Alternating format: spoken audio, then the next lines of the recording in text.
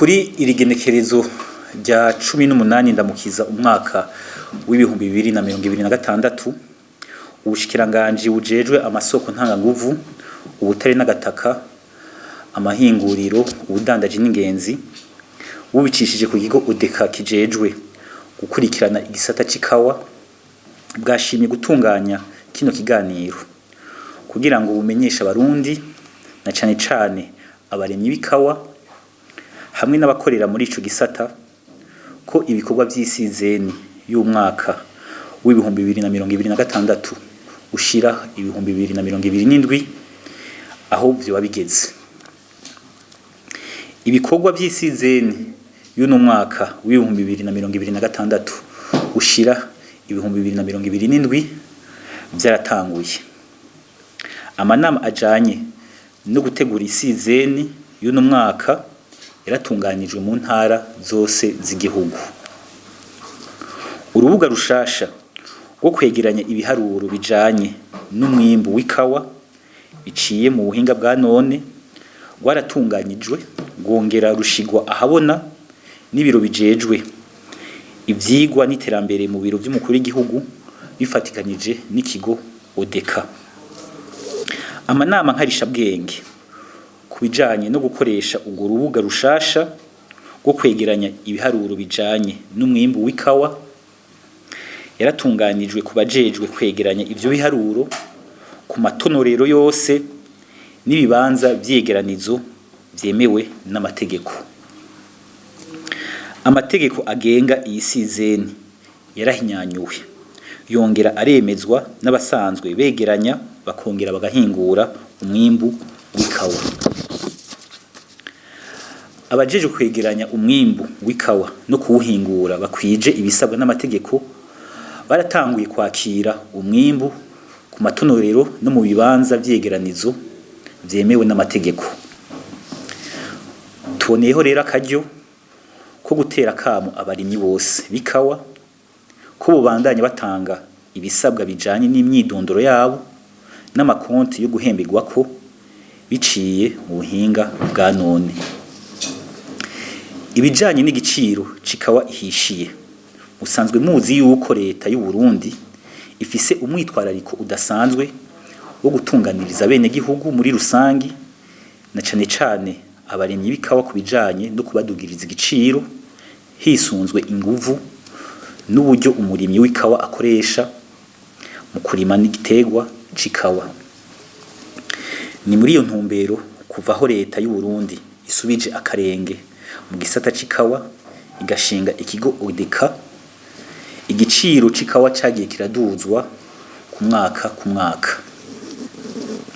Muri isizeni y'umwaka w'ibihumbi 2026 ushira uw'ibihumbi 2027 naho igiciro cikawa kw'isoko mpuzamakungu cagumye kigamanuka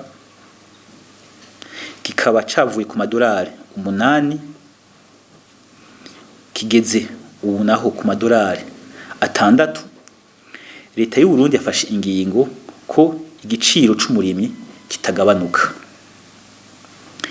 Igiciro cibanze ku kiro cikawa nziza ihishiye kizogurwa mafaranga ibihumbi 2,800.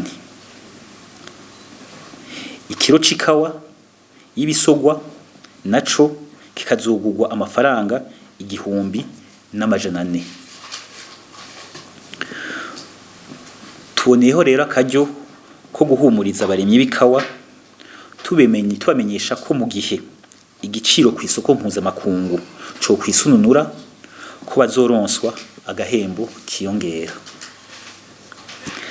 Twagire dusabe rero abakorera mu gisata cikawa na cane cane abegeranya bakongera bakayihingura ko bukubahiriza ico giciro twongera tubibutsa kandi ko bukubahiriza amategeko agenga yisizeni. Imbere yo kurangiza twashaka kwibutsa ko kugwanya ishoka ry'ikawa biciye mu binywabi ari urugamba rwa buri murundi wese. Ari naco gituma duteye akamo abajejwe intwaro, abajejwe umutekano, abajejwe ubutungane hamwe n'abene gihugu bose ko bobandanya bagira urunani mu kugwanya bimwe biboneka inyuruzwa ry'ikawa ishoka biciye mu binyoyi na cane cane muri kino gihe ciyegeranywa ry'ikawa ihishiye. Tukaba turangije dushimira abo bose babandanya bitanga batiziganya kugira ngo igisata c'ikawa kibandanye gitera imbere. Uno munsi naho tukaba twizeye yuko tuzokongereza umwimbu tukazogwiza na kabiri, tukipfuza kuzoshika kuri production ya café vert izongana n'ibihumbi 15. Aho muca mwumva ko tuzokwegeranya café cerise izo kwiyongera hafi amatoni ibihumbi 100, niyo ama estimation dufise muri uno mwanya.